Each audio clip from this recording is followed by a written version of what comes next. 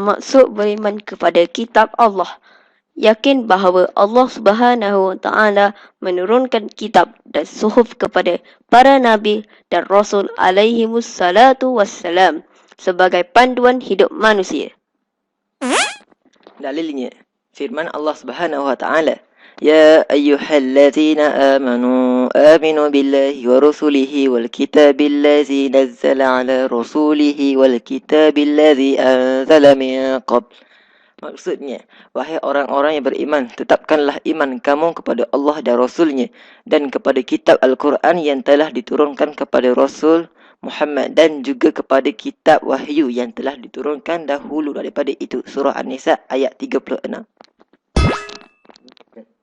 Nama-nama kitab dan penerimanya.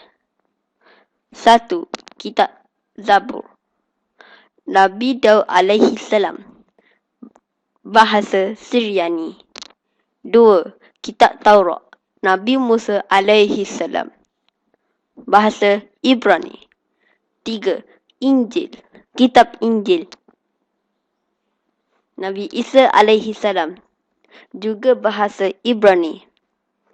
Yang terakhir, yang keempat, kitab Al-Quran diturunkan kepada Nabi Muhammad sallallahu alaihi wasallam dalam bahasa Arab.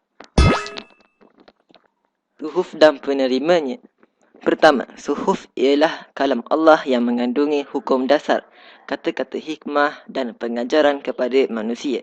Kedua, semua orang Islam wajib beriman bahawa suhuf diturunkan oleh Allah Subhanahu wa Ta'ala. Dalil wajib beriman kepada suhuf. Inna hadza la fi suhufil ula, suhufi Ibrahim wa Musa. Surah Al-A'la ayat 18 hingga 19. Maksudnya adalah sesungguhnya keterangan yang dinyatakan ini ada disebutkan di dalam kitab terdahulu, iaitu kitab Nabi Ibrahim dan Musa. Nabi-Nabi yang menerima suhuf menurut Imam Ibn Katsir.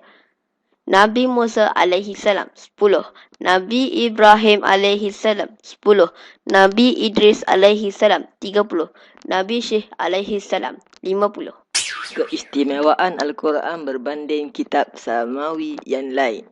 Pertama, kandungan Al-Quran lengkap dan mencukupi seluruh aspek kehidupan manusia dunia dan akhirat. Kedua, terpelihara sehingga kiamat. Ketiga, Al-Quran menasahkan kitab-kitab yang terdahulu. Tujuan Al-Quran diturunkan sebagai petunjuk kepada orang yang bertakwa, sebagai mukjizat kepada Rasulullah sallallahu alaihi wasallam, sebagai bukti kerasulan Nabi Muhammad sallallahu alaihi wasallam. Ada dua penemuan sains yang terdapat dalam tajuk pada kali ini. Yang pertama, sains menemui proses kejadian manusia. Di mana dalam Al-Quran disebutkan dengan jelas proses kejadian manusia. Mana mula-mula sekali manusia diciptakan dari nutfah ataupun sperma. Kemudian yang kedua berlakulah proses alaqah, iaitu segumpal darah.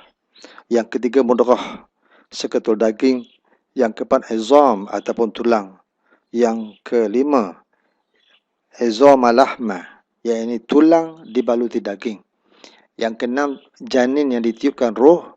Dan yang ketujuh lahirlah seorang bayi yang kita tahu adik kita ataupun anak saudara kita ya, yang lahir itu.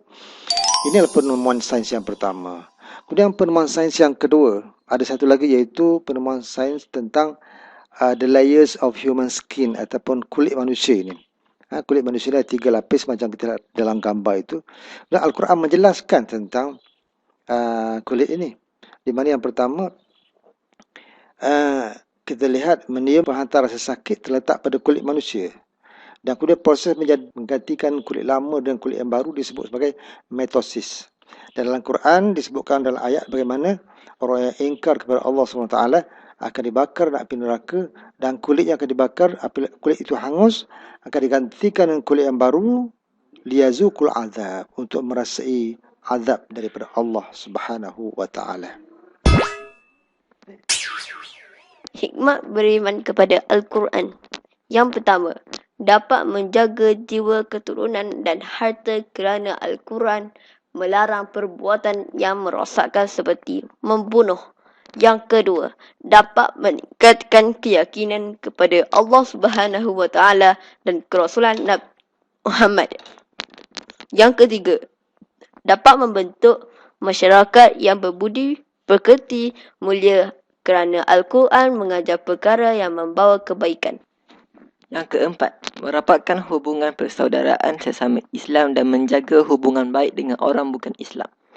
Kelima, dapat meningkatkan ekonomi negara kerana Al-Quran menggalakkan manusia bekerja. Keenam, negara aman dan maju kerana Al-Quran menyeru manusia melakukan perbuatan yang makruh.